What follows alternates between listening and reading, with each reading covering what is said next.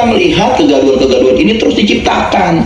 Yang kita ini dihadap-hadapan, artinya rezim ini sudah banyak kita lihat mengadu domba ulama. Tapi kan kalau pendukung Jokowi menganggap ente yang bikin kegaduhan terus menerus. Justru harusnya mereka paham apa yang itu disebut kegaduhan. Kegaduhan itu adalah yang menyimpang dari apa nilai-nilai yang ada. Oke, jadi kegaduhan itu bukan statement keras ya. Iya, kegaduhan itu negara ini berdasarkan Pancasila. Kita sepakat ketuhanan yang Maha Esa ini tidak boleh misalkan. Siapa yang misalkan? Saya dengan tuntunan ilah yang antum yakini, antum sebenarnya sebel nggak sama Ahok Kalau sekarang? keyakinan apa yang saya itu membenci Ahok karena Allah. Oke, kalau saya katakan dengan Ade Armando, perasaan Membenci antum karena Allah. membenci karena Allah. Dengan Denny Siregar, Sama, semuanya itu membenci karena Allah. Kenapa? Kalau Eko Kun tadi juga sama semua. Sombong amat. Indonesia sejak dulu kala tetap dipuja-puja bangsa. Mau hiburan? Mau hiburan? Nih, kita lihat percakapan antara Refli Harun dan Nopel Bakmumin. Ada yang sangat sembarangannya. Saya membenci karena Allah, saya cinta karena Allah. Benci Denny Siregar, benci siapa lagi? Ade Armando, benci Eko Kun tadi. Karena Allah katanya. Hati-hati lo Anda. Kita simak dulu, nanti kita akan bedah ya. Karena ini bahaya. Kebencian Anda mengklaim atas nama Allah. Ini bahaya. Kalau tidak sesuai nih. Kita cek dulu percakapan gebleknya nih ya. ingin tanya terakhir ini begini, kalau ente jadi penguasa, jadi presiden katakan, atau wakil minimal, apa yang ente bayangkan? Yang pertama saya bayangkan adalah penegakan hukum. Oke. Penegakan hukum itu karena hukum menjadi panglima di negara Indonesia ini kan. Kita berdasarkan dasar sumber hukum adalah Pancasila. Tentunya hukum yang berketuhanan yang Maha Esa. Pasal kedua, ketiga, keempat, kelima itu harus dijiwai, diruhi dengan berketuhanan yang Maha Esa. Itu yang kita paling junjung tinggi agar hukum bertabrakan dengan nilai-nilai berketuhanan yang Maha Esa. Itu. Jadi penegakan hukum. Penegakan hukum. Konkretnya apa? Konkretnya kita melihat kasih konkret dong. Saya begini, saya gini itu. Ada yang paham nggak apa yang diucapkan oleh Novel Bakmukmin? Nyerocos gak jelas tuh dagelan. Ya itu kayak untuk kita tertawakan. Jangan diambil serius. Apa poin-poin yang bisa menghasilkan orang menilainya serius? Nah kita akan bahas. Nah ini penting. Pertama, mereka itu golongan Novel Bakmukmin dan kawan-kawan selalu merasa ya bayangannya Islam dikerdilkan. Islam kemudian dipojokkan segala macam. Aneh. Bayangan dia, bayangan kelompoknya, Islam itu hanya dirinya dan kelompoknya ini. Kan kurang ajar. Di sini juga sudah sangat keliru. Mereka selalu mengklaim atas nama Islam, padahal yang dia katakan, ya mereka katakan sebagai anti-Islam itu orang Islam. Kan kurang ajar. Apa? Jadi kita melihat saat ini kasus-kasus banyak banget udah banyak yang sangat tidak berkeadilan.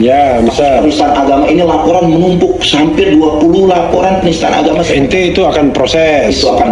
Walaupun koruptor. Koruptor itu akan kita kedepankan untuk kita habisi. Penjara yang sebetulnya kalau perlu hukuman mati.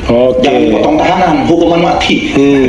Dengan hukuman mati begitu juga ulama-ulama yang dikriminalisasi harus dibebaskan.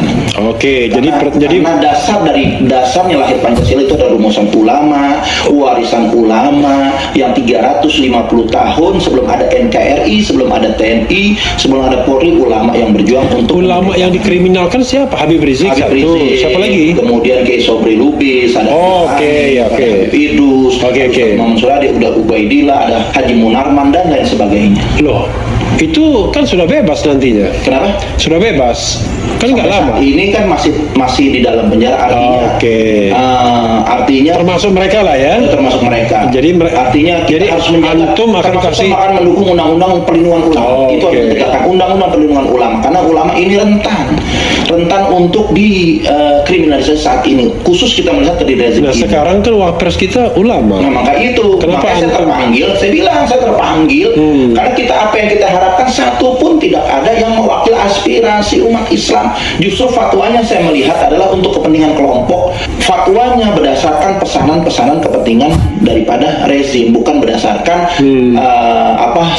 statement-statement ini berdasarkan mewakili daripada umat Islam yang saat ini sudah merintih. Harusnya ulama membela ulama. Kan kalau Seharusnya bisa tidak terjadi kegaduhan seperti Menak menggeser daripada hari libur, begitu juga statement-statement membela daripada aliran. Seharusnya kan itu sebagai ulama yang memang wakil presiden seharusnya bisa, karena jabatan wakil presiden itu kan di atas daripada menteri, seharusnya bisa mengatur. Ini sudah kontradiktif. Di sini juga sudah cacat logika, rusak logikanya. Ya, dia mengatakan Islam dikerdilkan, ulama dikriminalisasi, Islam dipojokkan. Lalu yang dia tuduh memojokkan Islam, mengkriminalisasi ulama, segala macam itu adalah orang Islam. Makanya jangan klaim kalau misal Anda mengatakan ini FPI dipojokkan, FPI kemudian diapakan. Ya, silakan atas nama FPI, bukan atas nama Islam. Seolah-olah keseluruhan, kan enggak dong. Janganlah Anda selalu kemudian memprovokasi masyarakat bahwa Islam itu sedang digimanakan. Menterinya untuk tidak membuat gaduh terus gitu, ya kan? Karena kita melihat sebelum track recordnya juga gaduh, ini kita melihat kegaduhan-kegaduhan ini terus diciptakan. Yang kita ini dihadap-hadapan, artinya rezim ini sudah mengadu domba ulama. Tapi kan kalau pendukung Jokowi menganggap ente yang bikin kegaduhan.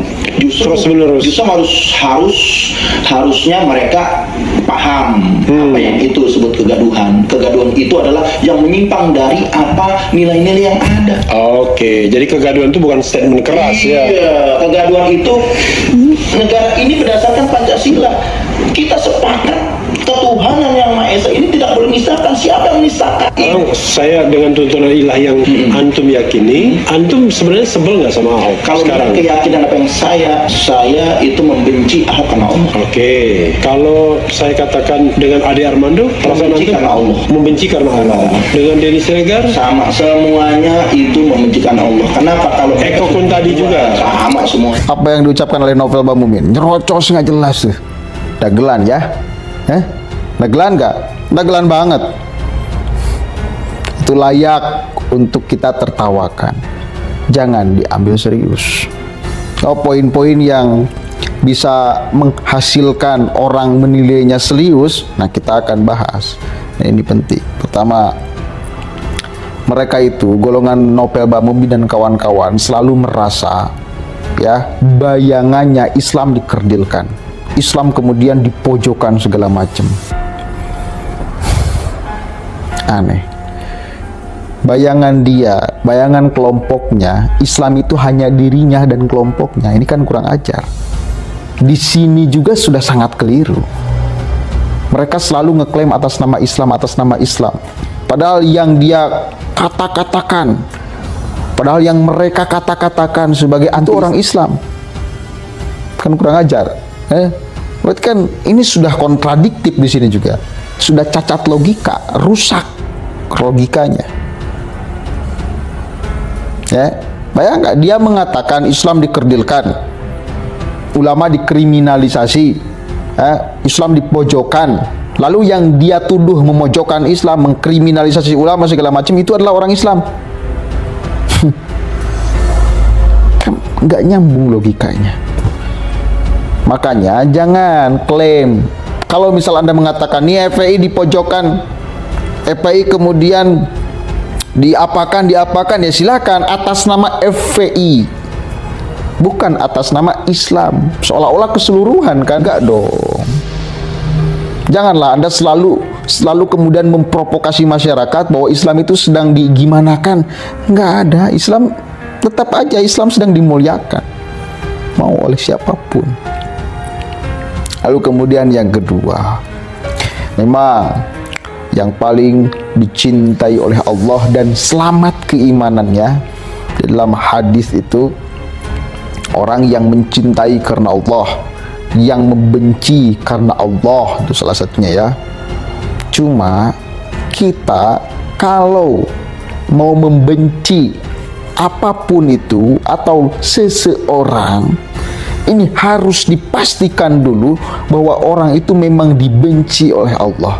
Artinya dipastikan melanggar ketentuan-ketentuan Allah.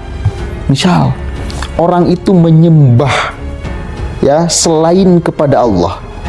Orang itu muslim tetapi menyembah pohon misal, tetapi menyembah apa itu musyrik. Boleh kita benci, dan kita bencinya itu kemudian bakal mendapatkan nilai plus dari Allah. Ini kalau Anda mengatakan saya membenci Dini Siregar, membenci Ade Armando, membenci Eko Kuntadi karena Allah, apa yang telah mereka perbuat, ucapkan? Hanya perbedaan pendapat. Satu kali lagi, hanya perbedaan pendapat. Perbedaan pendapat itu jangan kau anggap sebagai akan mendapatkan laknatullah. Hati-hati Anda. Jangan kau lalu kemudian ketika membenci mereka-mereka, Anda klaim sebagai Anda itu wakil Allah, yang Allah pun sama murka kepada mereka, maka Anda ikut murka. Jangan. Ya, karena belum pasti. Bukan kesalahan yang pasti salah di hadapan Allah. Urusan pur'iyah kok. Perbedaan pendapat kok. Jangan-jangan Anda justru yang salah memandang mereka. Jadi hati-hati. Ini kebiasaan buruk mereka itu selalu apapun yang atas nama Allah. Benci atas nama Allah. Cinta atas nama Allah. Apa atas nama Allah. Ya, kalau memang sesuai. Ini hawa nafsu mereka, lalu klaim hawa nafsu itu sebagai perintah Allah, sebagai yang sudah mendapatkan legitimasi kebenaran dari Allah. Itu masalahnya. Baik, segala apapun itu kemudian tergantung Allah. Apa ini Allah. Bagus itu memang bagus. Cuma ini Allah atau nafsu Anda? Gitu loh. Jadi jangan sembarangan juga. Janganlah Allah dibawa-bawa di dalam kebencian Anda, di dalam nafsu Anda, di dalam emosi Anda, di dalam kepentingan Anda dan kelompok Anda. Gitu bos ya. Dikit-dikit Allah. Bagus. Cuma Anda jangan klaim nafsu Anda sebagai bagian daripada yang mendapatkan legitimasi dari Allah. Emosi Anda, kebencian Anda seolah mendapatkan legitimasi dari Allah. Indonesia tanah air beta, pusaka abadi nan jaya.